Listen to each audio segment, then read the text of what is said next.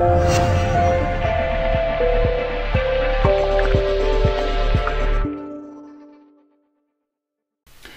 this is Damon Tenen with the Get Your GED Now test preparation series, and I'm coming to you today to share with you my new mini GED class of the week.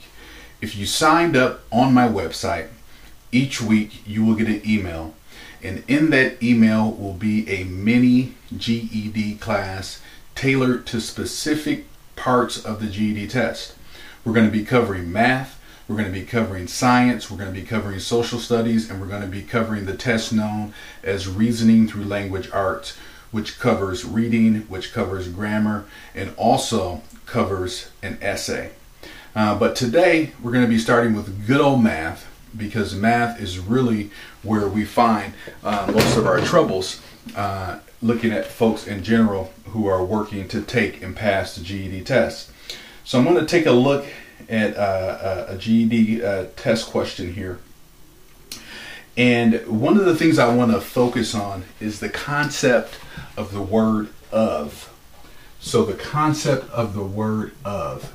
And what I want to tell you is of almost 99% of the time is a multiplication word. So on the GED test, you are going to see questions like 2/3 of the class likes ice cream, the other chose cake. There were 15 students in the class. How many chose cake? So let's look at that. We have 2/3 of the class chose ice cream. The other, which we don't know, put a big question mark there, chose cake. There are 15 students in the class.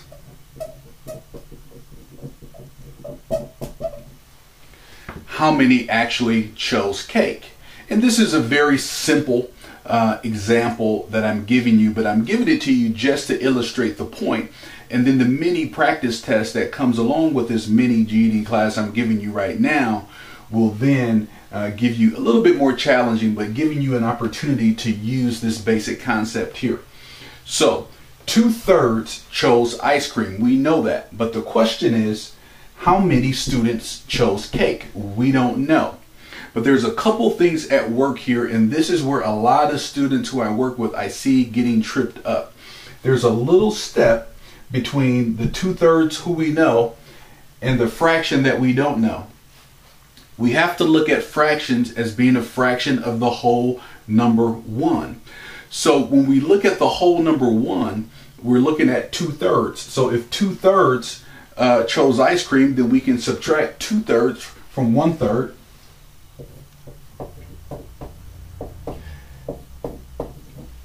I'm sorry, we would subtract 2/3 from 1, and then we would get 1/3. Now, here's the other piece where people get tripped on. So when they say the word of, 1/3 of, 1/5 of, 1/2 of, 1/4 of, whatever it's of, we know that we're going to be doing multiplication. So what we're going to do is we're going to set up that multiplication, 1/3 of multiplication 15. Now because 15, the whole number, we have to write it as a fraction, so we're going to put 15 over 1. Why? Because 15 divided by 1 is 15. So 15 over 1 is just another way to express 15 as a fraction. Then what we're going to do is we're going to do the multiplication. Now, we can multiply straight across and say 1 times 15 equals 15. I'm just going to write that down here so I stay on the screen. And then 3 times 1 equals 3. So we get 15 over 3. Then 15 divided by 3 we know is 5, giving us our answer being 5 students chose cake. So we found out that 1/3 of the class chose cake, and then we found out what that 1/3 of multiplication 15 is. 15 over 3, 15 divided by 3 equals 5, giving us the answer to our question, 5 students chose cake. So again, when you're on the GED test and you're working through these word problems, it is so important to know the different languages that you'll see on the test and the languages of math. And so one of these key words is of. So when you're looking at how much something is of something, 9 times out of 10, you're going to be doing multiplication. If you're looking at how many of something is in something, 9 times out of 10, you're going to be doing division, and probably 100%. I'm just saying 9 times out of 10 because some people say, you said 100% of the time this will happen and you were wrong and da da da. So anyway, I'm just kind of giving you that these words of, that's multiplication. These word in, or that concept of something in something, that's division. Because a lot of people really get stuck on when to multiply and when to divide.